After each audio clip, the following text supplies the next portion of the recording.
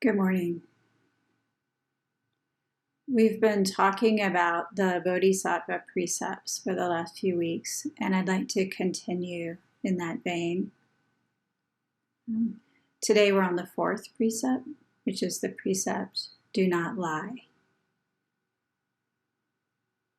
Do not lie. It's that simple. Do not lie. Or do not deceive others. As with all of these precepts, and you might recall the ones we've done so far, do not kill, do not steal, don't misuse sexuality, and now do not lie. As with all of these precepts, there's the very clear and simple, do not lie, don't tell a lie.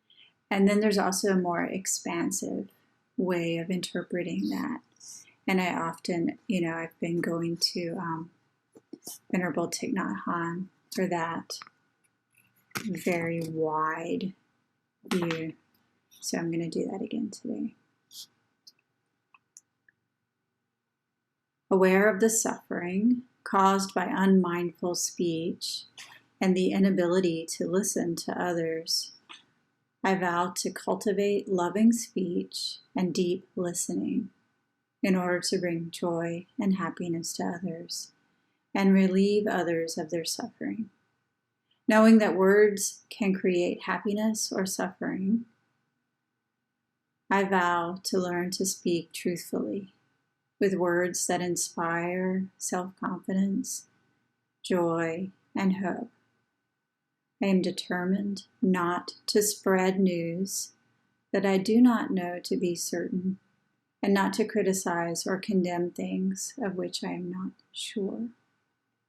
I will refrain from uttering words that can cause division or discord, or that cause the family or community to break. I will make all efforts to reconcile and resolve all conflicts, however small. So this is the very wide version of the same thing. And I'll return to that in a couple of minutes. So it's a lot to remember. So just give me time to come back to it. But at its essence,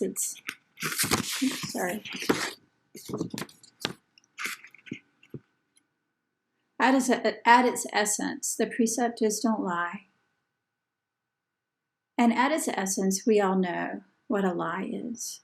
We really do. We learn this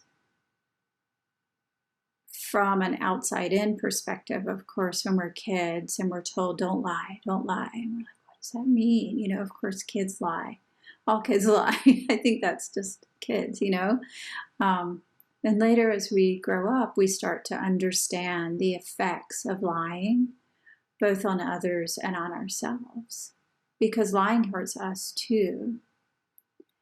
I remember I went through a time myself as a little kid where I would lie. And I'm not sure, it was like a compulsion. I wasn't sure why I did it, but I did. And I knew I was doing it in the moment. Usually I would exaggerate things or tell people a story of something I did that was very clearly not true. Oh yeah, Canada. Yeah, I went there once. I don't know why I did that. Maybe I really wanted to go, or maybe I wanted to feel more important, or maybe I wanted more connection. So whatever started that, I don't know. But as I got older, and I think actually all along, it registered with the people that I wasn't telling the truth. And I could see it in the moment, but still powerless to stop it. It really, so then I would feel bad after I did it, but I still couldn't stop. It's like I needed to do it more in order to cover for the original lie. So rather than back up and admit that what I had said wasn't true, I would dig in a little bit more. Oh yeah, definitely, I'm making this one up, but it was, it was cold there and I saw a bear. And so eventually I started to realize that, like I said, I always knew that the people hearing it, they didn't believe me. Maybe I wanted them to, but I think some part of me knew they didn't believe me.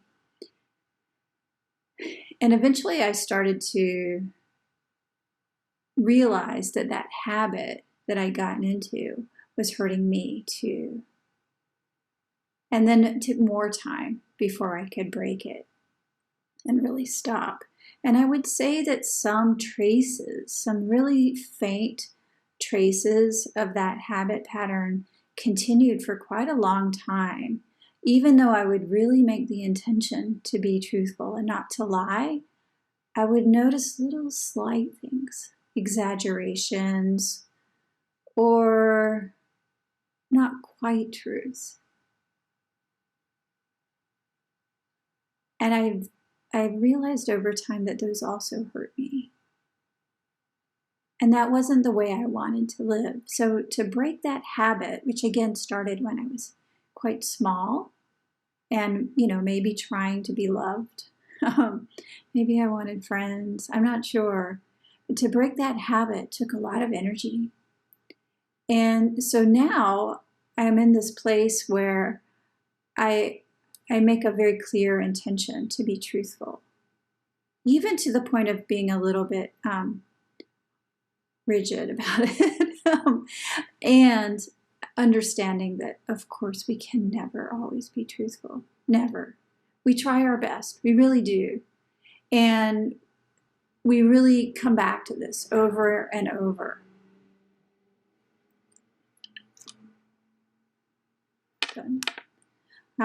We come back to it over and over. And we can start to acknowledge, with a little more space, the times where we are untruthful. And we can even admit it. We can even admit it. Amazing, huh? How can we do that? There's a Zen koan in the Mumonkan, which is the case of Zuigan calling his master. And of course, we use the word master, like Zen master, somebody who's mastered something. What have they mastered? I don't know. That's what the essence of the koan is. So Zuigan used to call out to himself every morning, master. And then he would answer himself, hai, or yes. Be wide awake. Hai. From now on, do not be deceived by others. No, I won't. Every day, Zuigan would call out to himself, master, hai. Be wide awake. Hai. From now on, do not be deceived by others. No, I won't.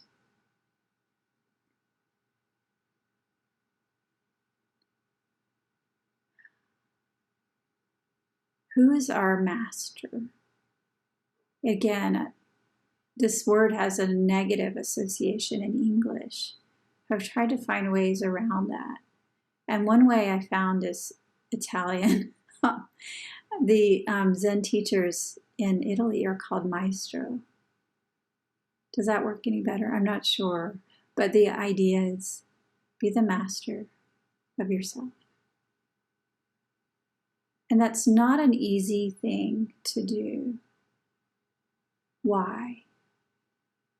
As we all know through our practice, there is no separate self. So if there's no separate self, then who are we the master of? How does that even work? Every day calling out, master, yes. Be wide awake, yes. Do not be deceived by others, no. that playfulness of going back and forth is Zhuigang's way of engaging with this. Do not be deceived by others. Who are those others anyway? Who's deceiving whom?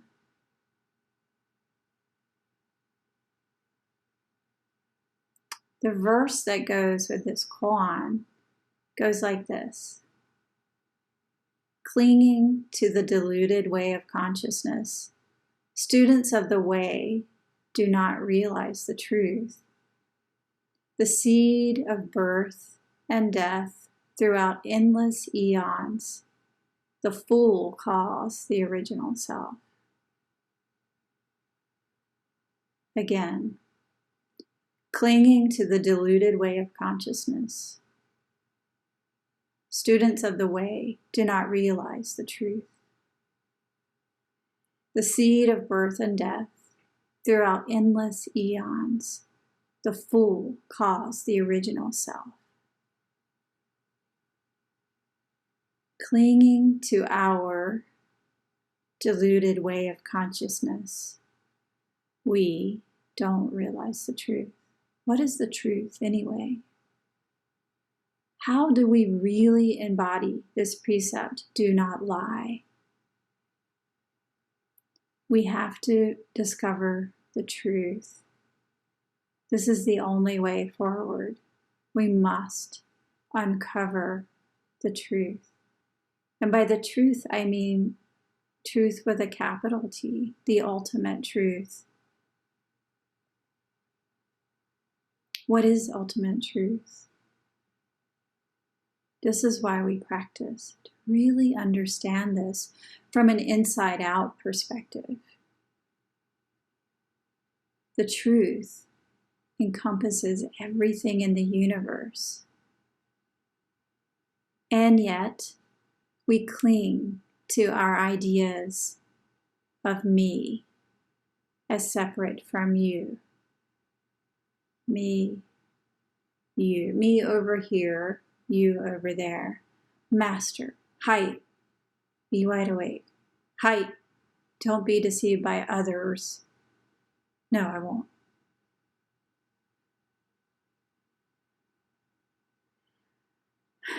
The fool calls this the original self.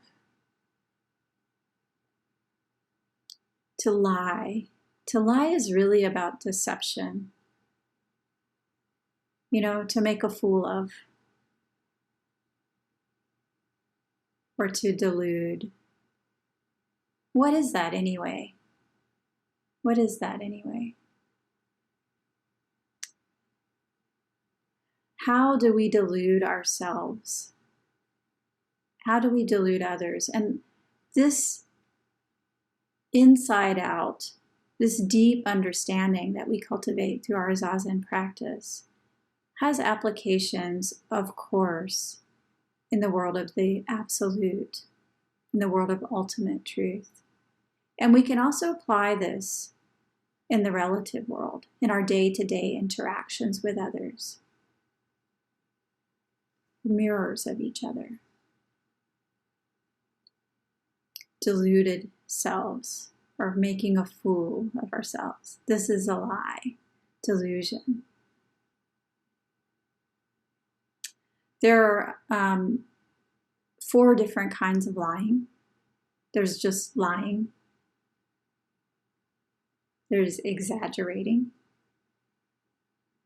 There's saying one thing to one person and something else to another person. And there's using insulting or abusive language. Lying, exaggerating, saying one thing to someone and another thing to someone else, and using insulting or abusive language. All lies.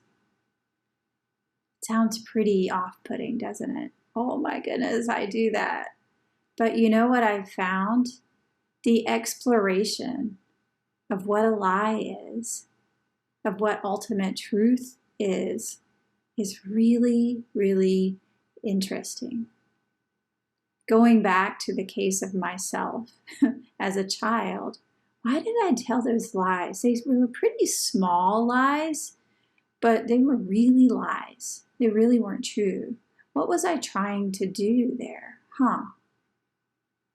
Like I said, I probably wanted friends. And yet, the very thing that I was trying to do to cultivate friendships was actually creating a barrier between me and the people I wanted to be friends with. Why did we do that? What is that barrier about? Maybe it's not just about keeping out. I just said it backwards. Maybe it is as much about keeping out as about letting in.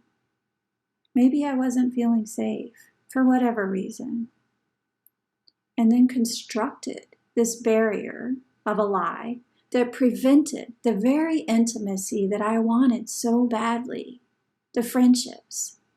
And we all do this as adults as well.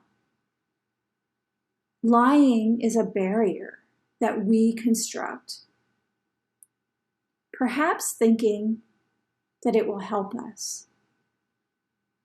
But what it actually does is keep people away. But the good news is we can deconstruct this barrier, both through our cultivation of ultimate truth, through our Zazen practice. Really continuously returning to the breath, watching our thoughts arise, pass away, coming back to the breath. We let our mind settle, and this idea, this lie, that I'm separate from you, starts to dissipate. And in the space of that dissipation, ultimate truth can arise quite naturally. Quite naturally because it's already here. That barrier that we put up, that lie of a separate self, once we let it go, dissolves.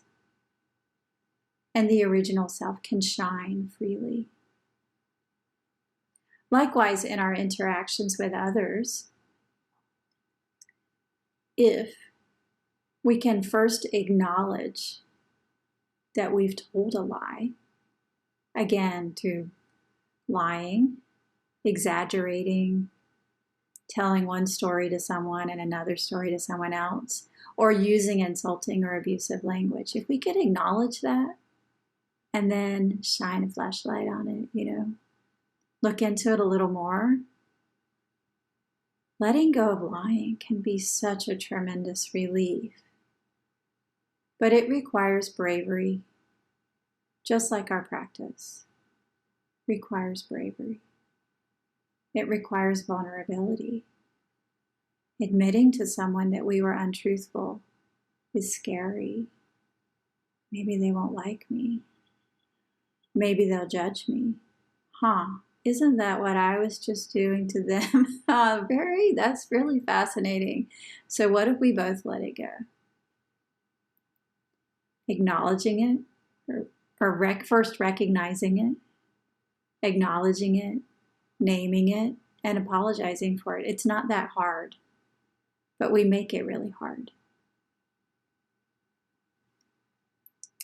And part of what makes it really hard is when we have difficulties in our relationships, there's usually a combination of truth and not truth, of truth and our ideas of the truth that we put onto others, of ultimate truth and making a fool of ourselves, of truth and delusions.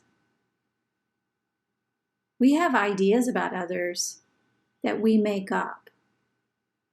We even have ideas about ourselves that we make up. I had a very uncomfortable encounter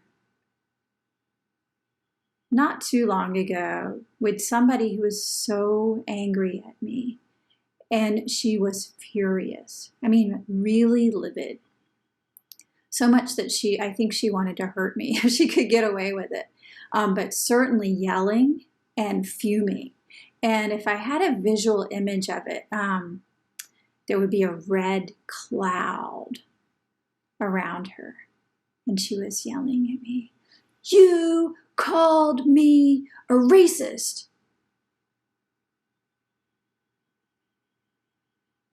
The thing is, I didn't. So then what do we do there? You know, my first response is, no, I did not put up a barrier, right? So hard to counter that. And it's really hard if we have a power differential. But we can practice with those that we're in equal relationships with, or even if we are have a little more power. You seem angry. Are you angry? Can you say more? What is it that you need from me?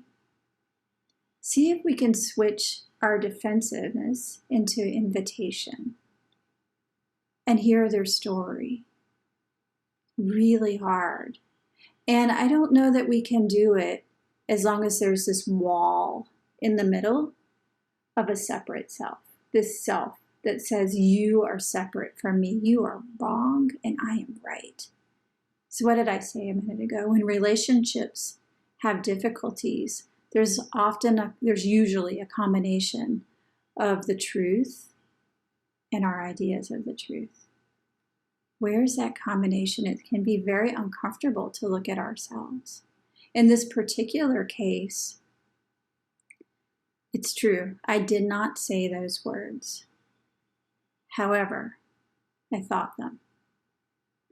And moreover, in addition to thinking them, I believe that they were true. How do we communicate that? Great care is required. And most of all, love, kindness, acceptance. Brené Brown, I wanted to say social work researcher, but she's so much more than that. Brené Brown has this discovery that she shared, which is we are all doing the best that we can. We are all doing the best that we can. Can we acknowledge that in each other? This person also was doing the best that she could. This is Buddha nature. We are all doing the best that we can. And sometimes there are things we need to talk about. In some people's interpretations of the precept of not lying, we can go too far in saying, well, I don't really know that to be truthful, so I better not say anything at all. This is also a kind of lying. If we're not sure, there are ways we can simply ask. But those ways require us to really meet the person. Venerable Thich Nhat Hanh has an entire book on working with anger and many other teachings on deep listening practice and the sort of guidelines for that. Best response is talk to somebody. But in order to do that, we need to talk. And we need to be able to listen deeply. And in order to be able to listen deeply, we have to get ourselves out of the way and really listen to the Buddha right in front of our face. The Master. Height. Be wide awake. Height. Don't be deceived by others. Nope, I won't. How do we deceive ourselves? How do we find the truth, even in the middle of a lie? This can be really interesting. In order to prepare for difficult conversations, we really have to be brutally honest. Even if somebody says something that's very hurtful, painful, is there any truth in it? I remember another time when I was in practice, somebody was really told me that, what did she say? She said, "You don't respect me." Right when she said it, fortunately, I was in a very spacious, loving place, because what would my gut response be? That's not true. Wall, boom. But in this case, fortunately, I was able to say, "Oh my goodness, I'm so sorry. I don't know why you think that. I really do. I don't feel that way. I'd really like to hear more. Would you be willing to share with me more?" And she said yes. And so we set a time, had a little tea, another day. We sat down on a wall, and she just poured out her whole story, and I listened with openness. And you know what? That story was really hard to hear. There were a lot of things in it that didn't feel true to me. But I sat there, and I listened, and I said, "I hear you. I hear you. I hear you." And at the end, when she was done, she didn't ask me my story. And that wasn't part of our agreement, so I didn't try to force it. I just said, "Thank you for sharing." We got up and left, and I felt a little pain, It's probably more than a little. But I asked myself, in her story of me, the story of Tanku, was there any truth? And I found some. I found some truths. And I used those truths. And the rest of the story, the parts that weren't true, I let go. We can do that, In each lie, ask yourself, is there any truth? Let that truth stay and drop the lie. Can we do that? Yeah, we can do that. But we have to be brutally honest with ourselves. And this brutal honesty is another way of saying ultimate truth. When we understand the truth from a very deep place, the ultimate truth, that there's no me separate from you, we really drop our ego, then we can do that. We can let the ultimate truth shine. And this can be quite beautiful. This is how we meet. Buddha meets Buddha. Truthfully, without lying, respectfully, simply meeting me, meeting you. I do not disparage you. No barriers. This is the essence of not lying. Thank you.